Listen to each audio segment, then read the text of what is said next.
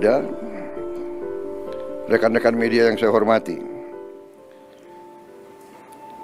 Hari ini kita sudah memasuki hari ke-11 bulan Ramadan dan kita semakin mendekati Hari Raya Idul Fitri 1446 Hijriah.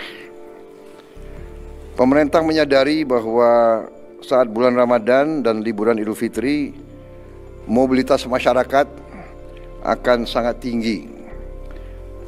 Demikian juga dalam tingkat konsumsi. Untuk itu dalam 11 hari bulan Ramadan ini, pemerintah telah mengeluarkan berbagai kebijakan untuk membantu masyarakat, yaitu 1. Penurunan harga tiket pesawat setidaknya sebesar 13–14% selama 2 minggu masa liburan Idul Fitri.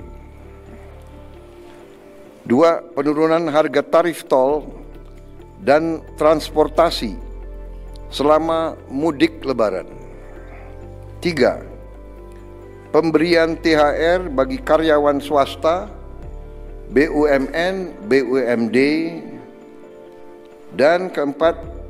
Bonus hari raya untuk pengemudi dan kurir online yang baru saja diumumkan pada hari kemarin.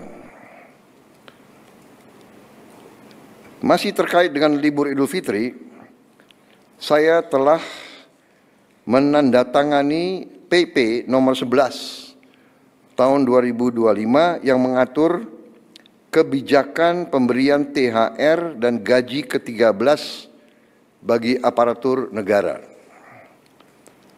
THR dan gaji ke-13 tahun 2025 akan diberikan kepada seluruh aparatur negara di pusat dan di daerah, termasuk PNS, pegawai pemerintah dengan perjanjian kerja, prajurit TNI dan Polri, para hakim, serta para pensiunan dengan jumlah total mencapai 9,4 juta penerima.